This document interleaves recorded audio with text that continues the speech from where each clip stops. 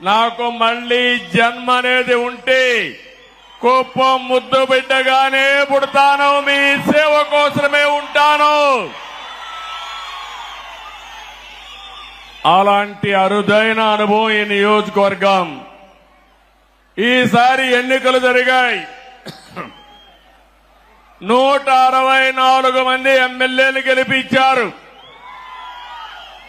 వైఎస్ఆర్ కాంగ్రెస్ పార్టీని చిత్తుగా ఓడించారు. 11 సీట్లే గెలిచారు. అంటే ప్రజాస్వామ్యంలో ఎవరైనా సరే విర్రవీగితే ఇదే గతి పడుతుందని ప్రజలు నిరూపించారని చెప్పి నేను మీ అందరికీ తెలియజేస్తున్నా. కుప్పం నియోజకవర్గం ఉంది, నా సామాజిక వర్గం లేదు గాని ఈ వెనుకబడిన వర్గాలే నా సామాజిక వర్గం. 40 ఏళ్లుగా గెలిపిస్తున్నారు.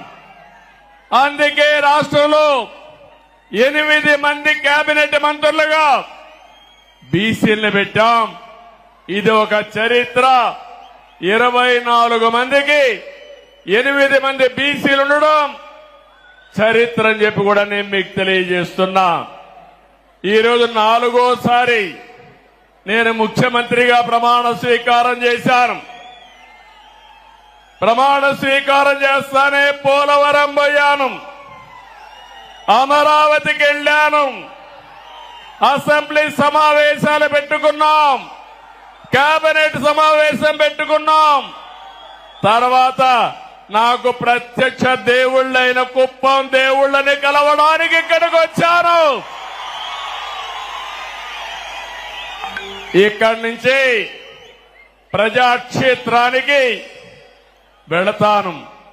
వెళ్లే ముందు మీ ఆశీస్సులు తీసుకోవాలని, మీ అందరితో కలిసి మాట్లాడాలని, మిమ్మల్ని చూడాలనే ఉద్దేశంతోనే నేను ఇక్కడికి వచ్చాను. నేను ఈరోజు ఒకే ఒక విషయం మీ అందరికీ విజ్ఞప్తి చేస్తున్నాను. నేను మీకు రుణపడి ఉన్నాను.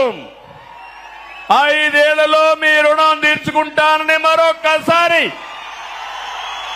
మీ అందరికీ హామీ ఇస్తున్నా, వాగ్దానం ఇస్తున్నా. అన్ని విధాలా అభివృద్ధి చేస్తాను.